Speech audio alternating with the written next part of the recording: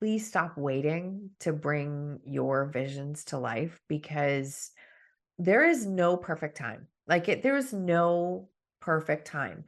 I cannot count the number of messages I get from people saying, I want to write a book. I want to write a book. How long have you wanted to write a book? My whole life. How close are you to doing it? I haven't started.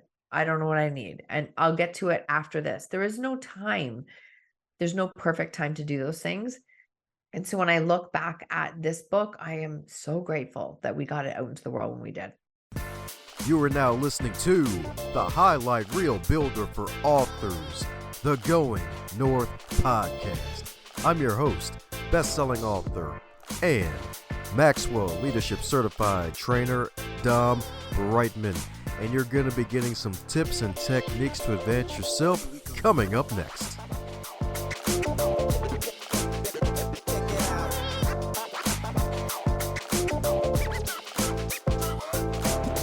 Today's episode is sponsored by book number 2 from DomBrightmon, Stay the Course, The Elite Performer's 7 Secret Keys to Sustainable Success. It is the field guide to help unleash the elite performer that is inside of you. Cop it today on Amazon.com or heading over to DomBrightmon.com and snag it in book, ebook, and audiobook, so that way you can take it on the go and get yourself on the go to your northbound success. And today on the highlight reel builder for authors known as the Going North podcast, we got another super special, awesome human for you today, courtesy of podmatch.com, the wonderful site where podcast guests get to connect with podcast hosts. And if you're both, you're freaking awesome. And if you're cool as a guest and you pitch a podcast host, you're in. And today's guest is cooler than 2 cucumbers indeed, because she's freaking in. We had laughs already before press record, and we're already fans of the color blue. So it's like, all right, it's definitely a pod match. Because today's super special, awesome human, she's a fellow bookcaster, y'all. That's right, indeed, because she does both. She's a fellow podcast host and an author, but not just any author. She is an international best-selling author, baby, with multiple books, as well as a fellow speaker and a storytelling business coach, as well as a life adversity coach. So let's give it up for Miss MV herself, because like I said before the recording, life is like a movie. You love to see it. So let's give it up for the marvelous and Victoria, the one and only Marsha Vanwynsberghe. How you doing today, Marsha? I am great. Thank you so much for having me, Dom. Woohoo! That's right, indeed. That's right, indeed. It's great to have you, indeed. That's right, indeed. That's right, indeed. Well, as you know, with all bios are not allowed to be 1,875.3 days long, and I probably only covered maybe 0.3 of who is the lovely Marsha herself. So mind filling in any cavities I may have missed about you? Absolutely. Yes, there's a lot of titles and things on there, but basically, I am someone who is very passionate about helping people to share their stories, especially their vulnerable stories, and start to understand the meaning of those stories and what meaning we are giving them and how they are part of our identity. And whether that is speaking, podcasting, coaching, writing, I've done all of the above. And it's just a beautiful thing to see somebody start to see their story differently and start to recognize that, oh, this thing that I didn't want to tell anybody about and I didn't want anyone to know, the thing that I think is the worst thing in the world that I have so much shame about, is actually experience, and it's a superpower, and you can do something good with it, and you can help somebody else with it. And so it's really changing the meaning of that story. We just do it in a lot of different ways. You're so right about that. Yeah, you could definitely change the meaning of so many stories, because it's like, oh man, it's like at the time you're going through something painful, and it's like, God, this thing is freaking awful. It's like, dude, it's like I got a pine cone in my mouth. I'm not even a turkey. And turkeys don't even have those in their mouths either. So it's like, what the heck is going on? But it's like, oh yeah, I can rename the moment later. It's like, oh, I have a story about leadership now. Hooray. We all have stories. That is the powerful thing. We all have them. And people say that all the time. Well, mine's not big enough. Mine's not as bad as hers. Mine's not whatever story you make up in your head. Whatever story you are telling yourself is real.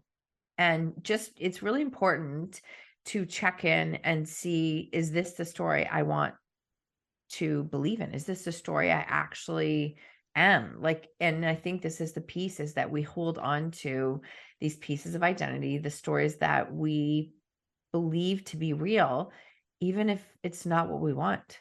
It's just what we go back to. That's what I'm talking about indeed. That's what I'm talking about indeed. So when did the power of story come real to you? Like, my goodness, did you have a wonderful Paul to Damascus moment, like one of those historical Bible stories, and you saw the light, and it's like, oh my gosh, stories.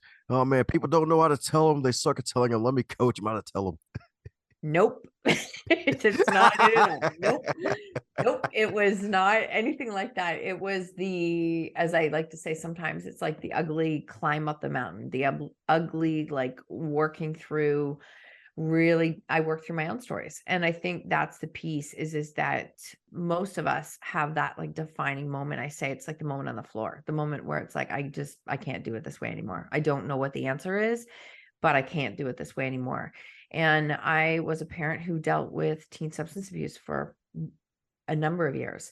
And it has its own story, but from a mom's perspective, in a nutshell, I felt like I'd failed. I felt like shame was taking over.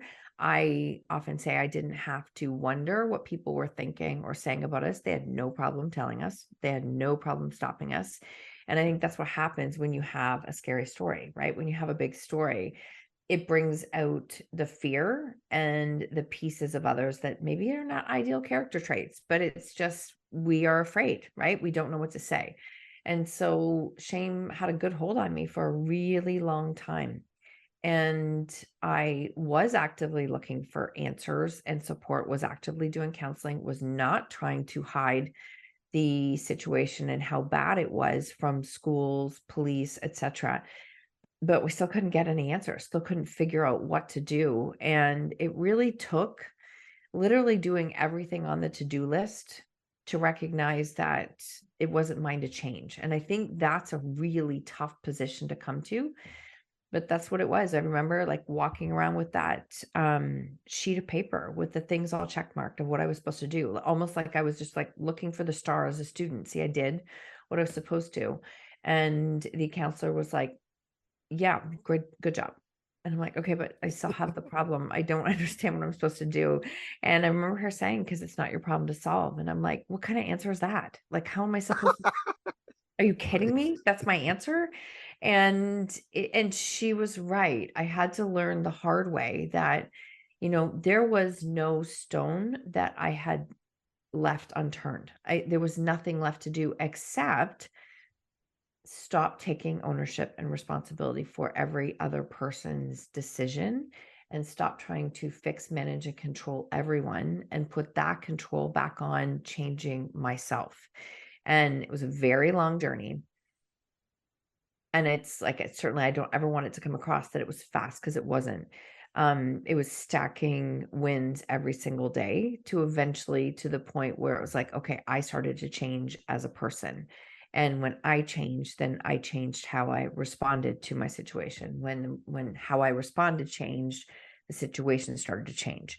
And so it's just been a very interesting journey. But in that process, I found myself, a counselor asked me to start to find some online groups. Maybe there's some different support groups. Like, this is back in 2013, 2014, and Facebook groups were just starting. And I found my very first Facebook group dealing like with moms dealing with teen substance abuse. And no kidding, no joke, there was 100,000 moms in it. And I just went, wait, what? How can there be 100,000 moms if I'm the only person who's struggling? And that was such a moment of, this is wrong. Like, this is wrong. And so I started to share my story, and I stumbled into it, right? I started to share my story because, again, the counselor said, I know you're frustrated because you can't find solutions, you can't find answers, and you can't find people talking about it. And she said, maybe that's because you're supposed to. And I'm just that person. It lit a light for me that I was like, oh, that's ridiculous and crazy, but what if it is true? And so I started in really small places and smaller stages and small collaborative chapters And I was never, ever like it amazed me over and over and over how many people would stop and say, "That's my story. I've never told a soul. I've never told anyone. I've carried it for 30 years, 40 years." And the level of shame I was seeing, um, it lit a fire in me. It lit a fire in me that it was like, this is wrong. We have to change this story. And it actually helped me to heal in ways I couldn't have planned on, and it gave me fuel that it's like, I have to keep going with this. I don't know what it is, but I felt like this was a conversation that I needed to keep having. And eventually it started to fold into stories. Like I thought it would just be my story of parents dealing with teen substance abuse. It's not. It's been like every single kind of story you can think of, the heavy stories, the difficult stories, and people saying, "Wait, you mean I can do something good with this and I can change how I see the story?" And I can, like, yes. And so it's evolved in a lot of different ways there, but really teaching people how to show up and share vulnerable parts of themselves to connect and help themselves to heal, but also to help others. Don't you just love it when your stories get to help others? That's right. Indeed. It's a game changer. It is a game changer. I'm serious. It was for me, it was like making it about somebody else and doing something good really changed me. The other thing, and I'm just because I'm super real and honest and vulnerable, is that I want to share that I knew I was not going to be the one to create change with my kids because there was nothing was working. And I knew it wasn't going to be. So I got to the point where I kept praying that maybe someone will cross their path. Like maybe someone will show up and share their story. Because you kept hearing stories of this, right? Like it's like that inspired somebody else. And I had a moment with myself where I was like, okay, so you're expecting to someone else to show up and impact and change their life, but you're not going to say a word about your own story. And I was like, nope, that's not how it's going to be. I'm going to be that person because maybe it'll just open up the doors for other people to talk about difficult stories. Yeah.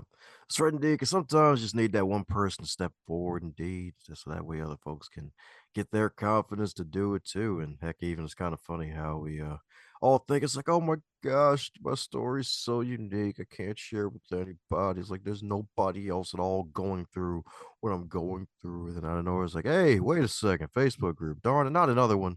I don't want to join another. No, wait, there's 100,000 moms dealing with. Wait, what? Huh?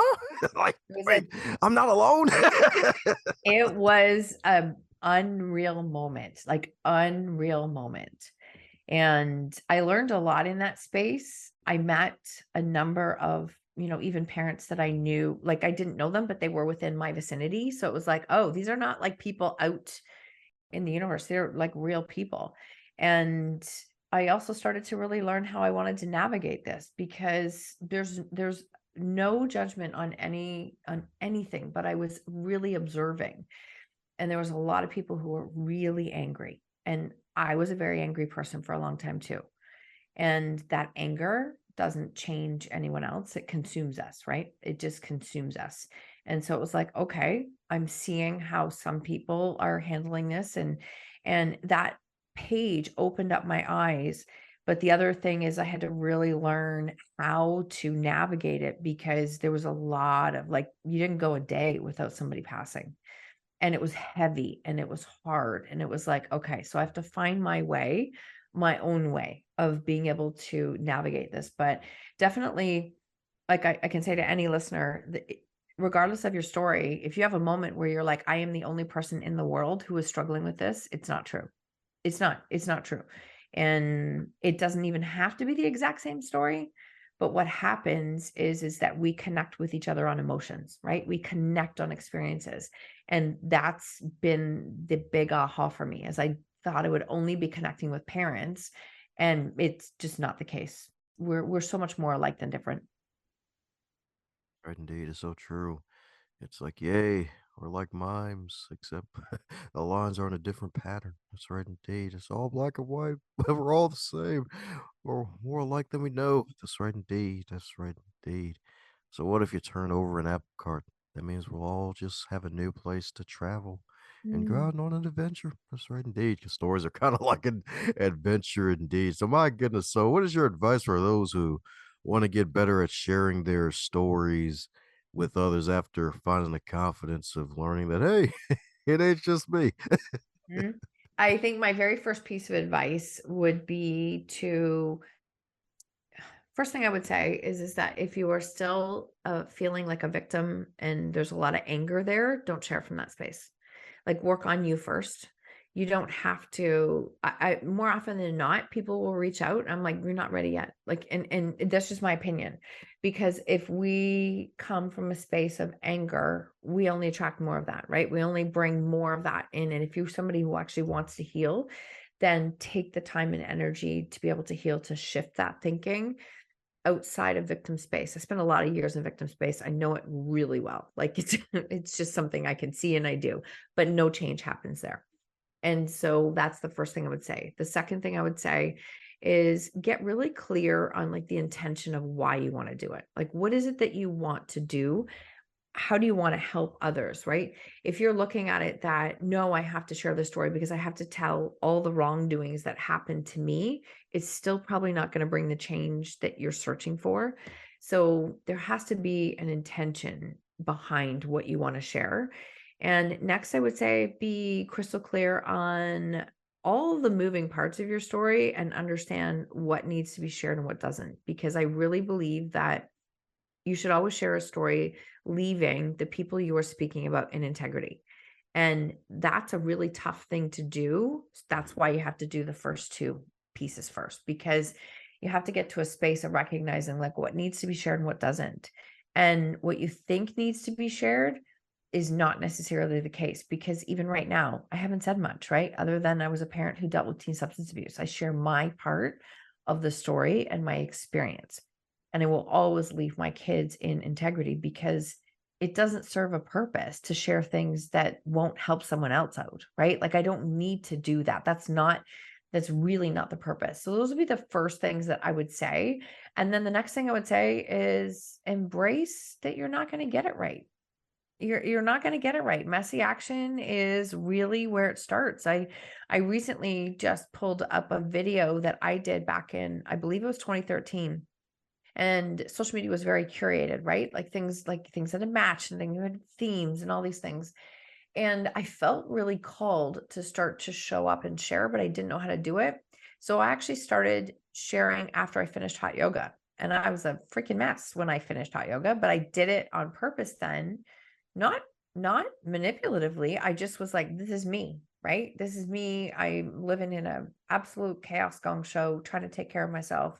And I let it be messy.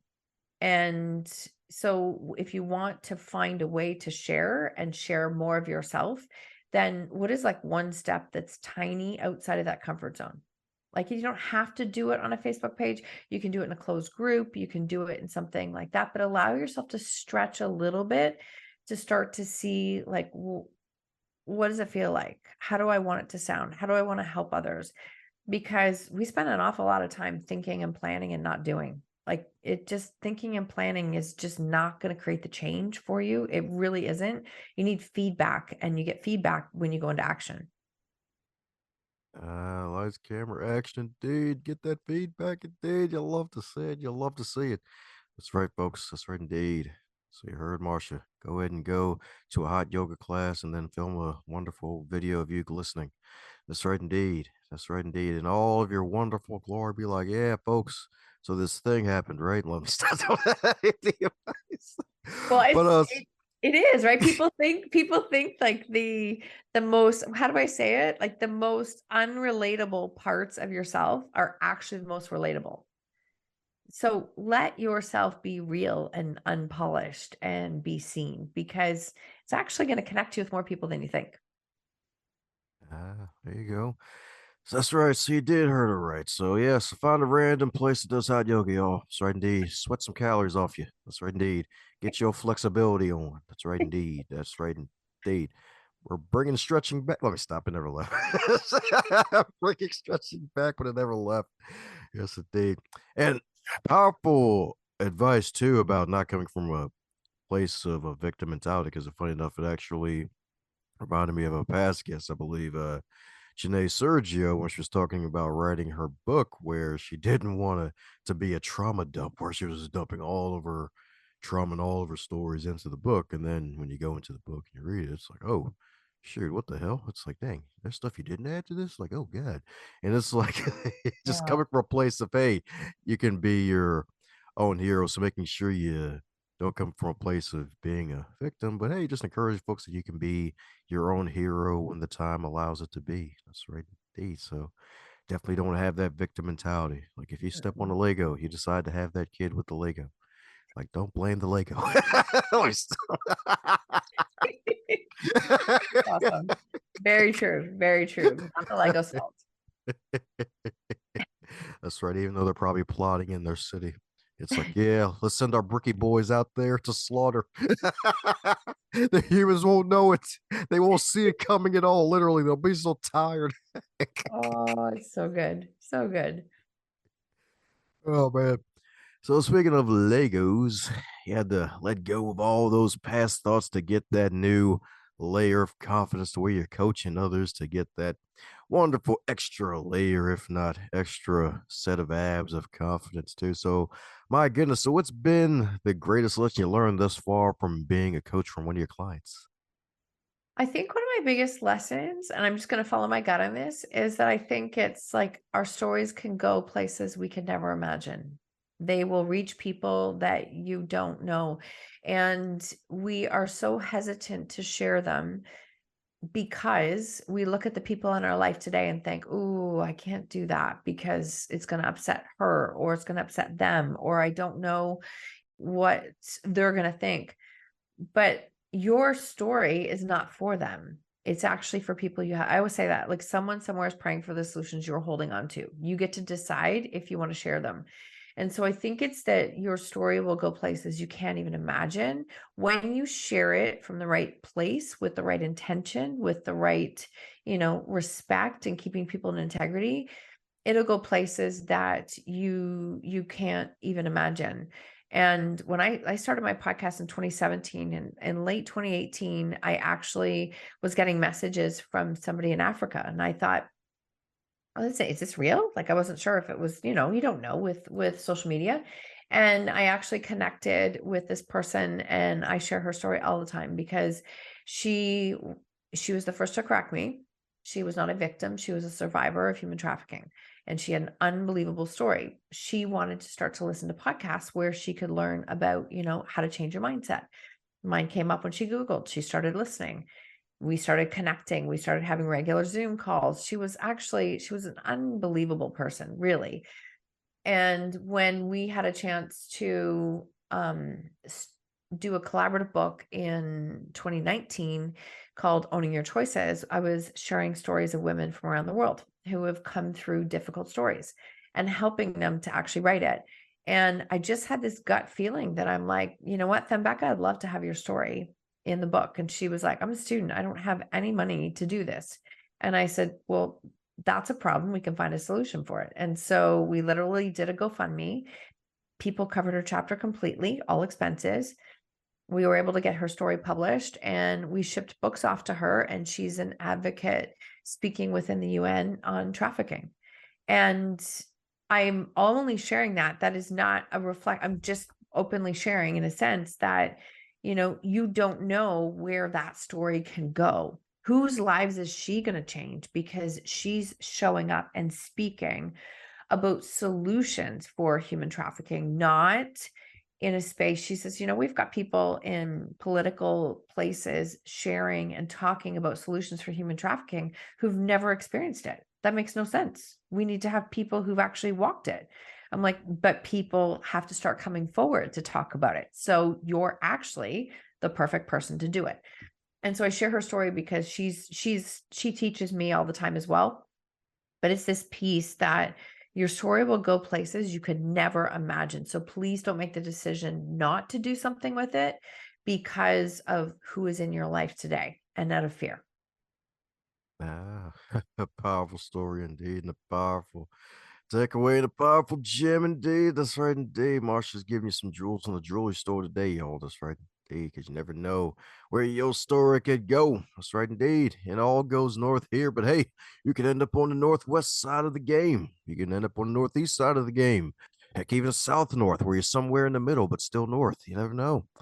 That's right, indeed, because hey, reaching somebody from a different continent, hours away, thousands of miles away, and then they get to speak at the UN. The UN. That's right, indeed, and try to get the message out there. Be like, hey, we still got some humans being stupid humans over here, ruining the fun for everybody else, among other many evil things. Can we do something about it?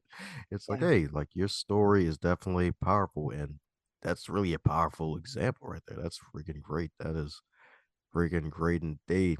So, my goodness, so since you're a fellow podcast host with two podcasts, no less, I got to ask you an obligatory podcast hosting question. So, what would you Yep. consider your three greatest lessons so far that you've learned from starting, managing, and running a podcast of your own? Okay. Three greatest lessons. Let me see if I can pull these in. Um, One, to start. Stop trying to plan every single thing. Like literally just pick something that you could speak about and make that be like your starting point. Um, I think it's, what are the numbers? Is it like less than 3% get past episode 21? I think it's less than 3%. And so I also think then another lesson is you better be able to celebrate the downloads early when there are hardly any, because it's like, and you, it has to be something you're passionate about, because in the beginning, and there's still sometimes I'm like, am I talking to anybody? I don't know. Like I Yeah. don't know, right? Like, I don't know.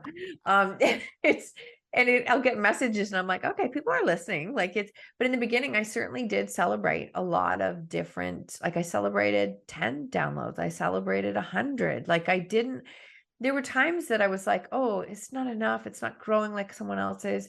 You know what? You're not supposed to be like somebody else's show. And it's a long game. Like podcasting is a long game. And so I know even sometimes I've had moments of frustration with it. And, my husband would say to me, but every business has marketing. Like this is just another way of marketing. And I was like, oh, that's a good point. Actually, that's another great way of doing it. So that would be another part. And I think the third thing is get comfortable with being clear on who you want to interview and know that you're going to have to say some no's. If you're a people pleaser, it's a tough one. Like in the beginning, I literally said yes to everyone because I'm like, where am I going to find guests? And you mentioned it earlier, right? I've been a pod match for about a year, probably 14, 16 months now. And I probably only say yes about 20, 30% of the time now. And and that's hard. That's hard because I know and I honor that everybody has a story and that they're doing something to, share that story in whatever way, shape, or form. But I also know like your podcast is part of your brand and you have to be able to, pick things that are aligned and speak with things that are aligned about what your brand is.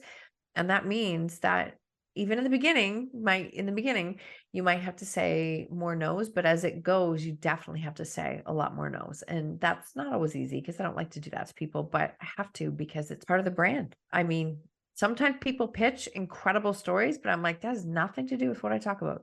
Like, absolutely. Sorry. I have to say it. I actually So if I can flip it for a second as a podcaster, I actually would encourage people, if you want to be a guest on the show, take a minute, listen to an episode, do some research, see if it's a fit, and pitch why your story is a fit for their listeners. But don't make it about you because that's not what podcasting is about. It actually isn't. It's about who is listening and how can you support and give value to those listeners. Yeah, that good old value right there. The true, great, genuine value, the double G value. That's right indeed. In this case, the Marsha value. That's right indeed. The marvelous Marsha value. That's right indeed. Miss Eminem herself. That's right indeed. That's right indeed. White chocolate edition. You love to see it. That's right indeed. That's right indeed. So, since you've been on both sides of the microphone, is there a question that you wish folks would ask you more often when you're on the guest side of the microphone? Ooh, that's a really good question. I'm a super real person. So I think that sometimes we ask like the highlight questions. Why don't we ask like questions like, what do you do when it's not working? What do you do when you are struggling? Like, how do you navigate through that? Because I have a much more real approach, and that's just me. Like, I have some clients and they'll be showing up online and sharing something, and I message them and I'm like, why are you doing that? Like, Yep. you're not even in that spot right now, and I know it. And I believe that there's a when there's a disconnect in authenticity, people might not be able to know it, but they know something's off. And I think that we appreciate more real than anything. So that would be one of my, I like to ask the questions like that, is like, what do you do when it's not working? How do you navigate some of those difficult days? That's what I'm talking about indeed. And with all your struggles, like, so what? So what do you do to help navigate I'm those waiting, difficult actually. days I yourself? figured, but I didn't want to assume. I didn't want to assume you're going to ask me, but I was just figured it would. So I think you have to know, and when you practice and go through the work of healing and navigating and changing a story, that your your old ways, my old ways of doing things, they only work up to a point. And I often say our strength become our weakness. And my old way was like when things got hard, I would just put my head down and do it by myself. I'd like literally push others out, and I would just be like, put the strong fighter face on. And it's like, just figure it out yourself. So when I see myself dropping into that, and I see it because that's my default, I literally do the opposite. I'm like, okay, I've got a couple of good friends and team members, and I'm like, I am struggling. Can you just help me to reframe this? Because this is not where I want to be. Like, this is not what I want to believe in. It's not the narrative I want. So I will openly and vulnerably say, like, I could use a little bit of tough love right now. Can you just help me to ship this? And so I stopped doing it alone. So that would be the first thing.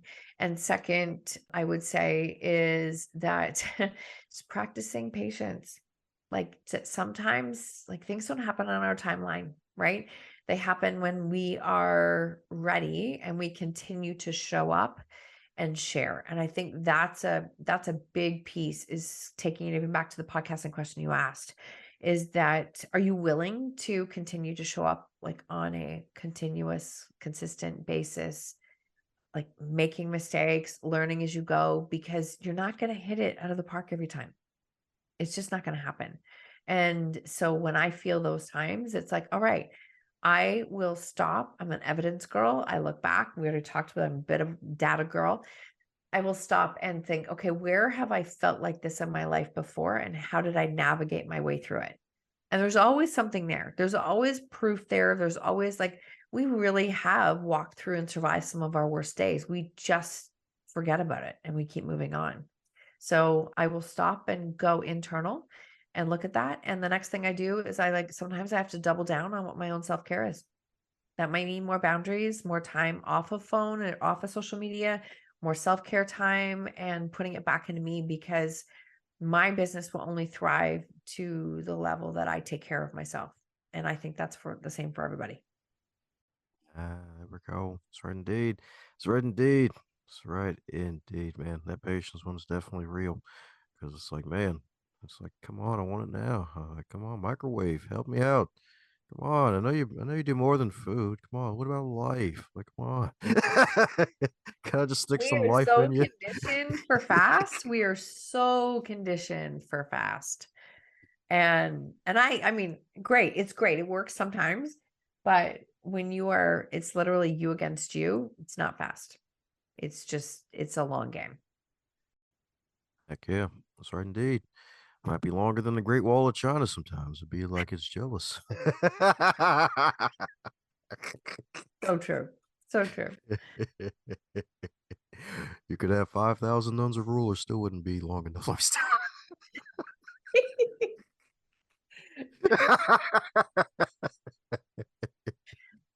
Oh, have no idea where that came from. Don't even ask. it just came out. It just came out. So my goodness, so your fabulous book, the most recent one that I know of at the time of this recording, Everybody Holds a Story. If that book were a food, what would that be and why? Oh, it would be a smorgasbord of spicy food and the most yummy, consoling desserts. Because that book, what a great question. Because that book has, I think, 15 stories of women from around the world sharing, their own personal stories of something that they have come through with their body, like body stories, and everything from child loss to stillbirth to breast cancer, mental health, suicide. It's heavy, and every single story, they have openly shared how they navigated their way through it and what they've done. So they share so beautifully and openly how they have navigated a difficult story. And that was a tough one, because there was some pretty big stories in there, but they did such an incredible job of sharing. And so, I mean, I'm grateful that we went that route, and we worked through that book during the pandemic and the tough times. And we recently lost one of our authors that was in the book. And Oh so I have man. so much gratitude that we finished it when we did, and we did it Yeah. because, yeah, you know what? We put her story out there, and her story will change lives. And so I'm so grateful that we did. So the reason I wanted to share that, and that just came out, is the sense that please stop waiting to bring your visions to life, because there is no perfect time. There is no perfect time. I cannot count the number of messages I get from people saying, I want to write a book. I want to write a book. How long have you wanted to write a book? My whole life. How close are you to doing it? I haven't started. I don't know what I need. And I'll get to it after this. There is no time. There's no perfect time to do those things. And so when I look back at this book, I am so grateful that we got it out into the world when we did. I really am. So I just want to say that for anybody who is sitting in that space of wanting to write a book. I usually say me like you, but me love you. Because that is so true. So true indeed. Like, man. And that's why books are part of what I like to call the business of immortality. Because, hey, you're leaving your Ugh, story, a piece of yourself that's going to be here long after you're gone. And sadly, someone left shortly after a book was published because, hey, it yeah. was sadly, their time. So it's like, hey, you never know when your card is going to be drawn. And it's like, well, guess I got to go back into the darn deck of shuffling now. It's like, no, do I have to go now? It's like, yeah, you do. It's like, Yeah. oh, Yeah. it's No, yeah, leave no stone unturned and no regrets. I always say that, right? Having no regrets. When I wrote my book in 2016, it was released in 2017. I often look back to that time because I learned a lot during that experience, because it was a super vulnerable story. And I felt like, okay, I think I need to share it. I need to write it. And I was like very convinced and felt really good. And then I went and told immediate family, and they were all like, oh no, that's a terrible idea. And I'm like, oh, okay. Why? And it's like, because I think everybody is afraid when you go to share a story, they're afraid of how are they going to look in it. I'm going to say that with I think it's that piece. And instead, mine was like an incredibly vulnerable story about me and what I walked through. I swear, I think my higher self wrote most of that, because I look back at it sometimes and I'm like, I don't know how it came out, but it just did.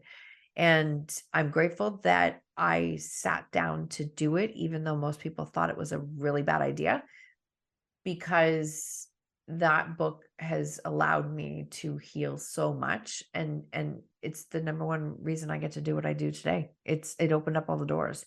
So again, don't make your decisions based on the people who are in your life today, because they might have your best interest at heart, but I mean, we always speak from our own perspective.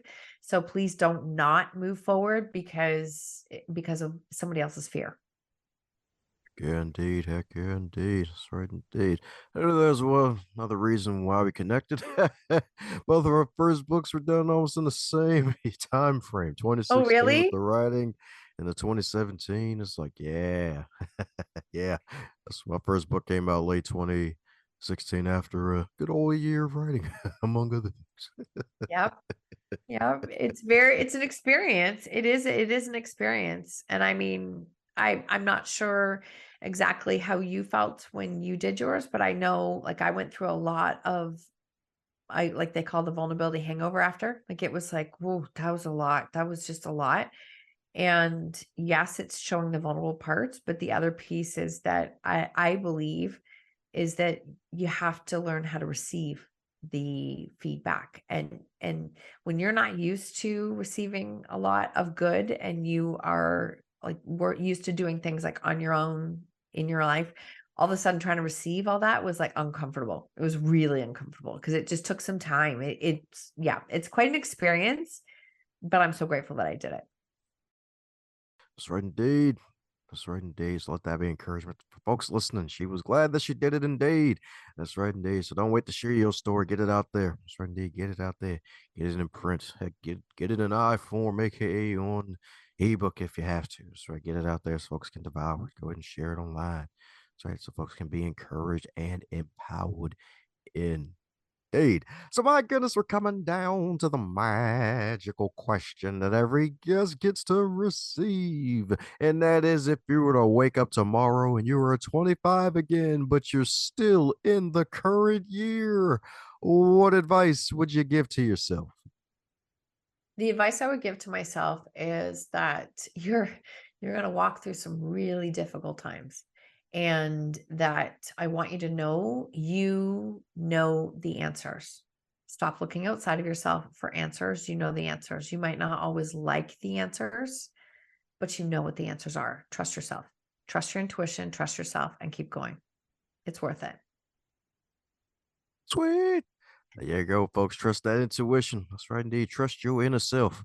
That's right, indeed. Trust your higher self. That's right, indeed. Leave no stone unturned. If you just smoke weed and that becomes your higher self, and someone turns you because you're a stoner, that means you are now no stone left unturned at all. That's right, indeed. That's right.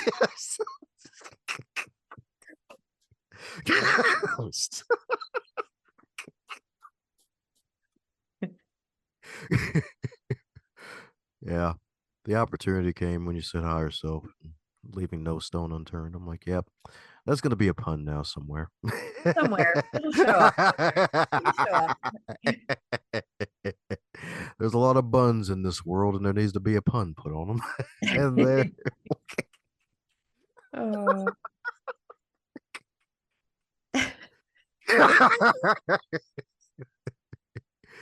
Oh man.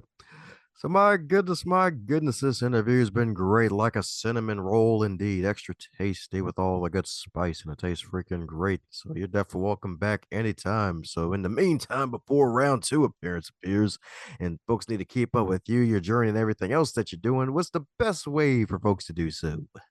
Oh, thank you so much for having me, Dom, honestly. And the easiest way to connect with me, I mean, even if you just went to Google and you start typing Marsha Van W, almost 100% of what comes up is me. So I've made it really easy. Everything on social media is Marsha Van W. My book, When She Stopped Asking Why, is on Amazon or through my website. And my solo podcast is Own Your Choices, Own Your Life. We are into not as many as you, but we are into like 550-ish right now and probably recorded close to 6. Thank you, Podmatch. There's yeah. And my second podcast is with my co-host Sue, and it's called Everybody Holds a Story. Heck yeah, that's right indeed. So if you got a basket in your hand, name that basket story because everybody's holding one indeed. That's right indeed. That's right indeed. And then inside that basket, there's wonderful gems of inspiration. So hand them out to folks like Marsha is doing indeed in her multiple ways. So that's right, folks. We're going to put links to her site and all the goodies in the show notes. That way you can keep up with her indeed. That's right indeed. You can keep up with her like an umbrella. That's right indeed. That's right indeed. So, my goodness, any parting words before I close up shop, Marsha? Mm. Thank you again for having me. And I'm going to make it really short and simple is that even if you don't feel called to openly share your story like I'm doing right now, if you are living in a shame story, which most of us have at least one, if you're living in one, it's if you don't own it, it owns you. It's really simple. If you don't own it, it owns you. So even if you don't share it publicly, if you are believing and subscribing to that shame story, it is holding you back and blocking you from living the life that you're meant to live. And you deserve that. Thanks a bunch for investing your time by listening to this wonderful podcast today. I hope you enjoyed it, and if you really did, do me a solid and leave a review or share this episode with at least 3 people that you think would get some value out of today's content. Advance others to advance yourself.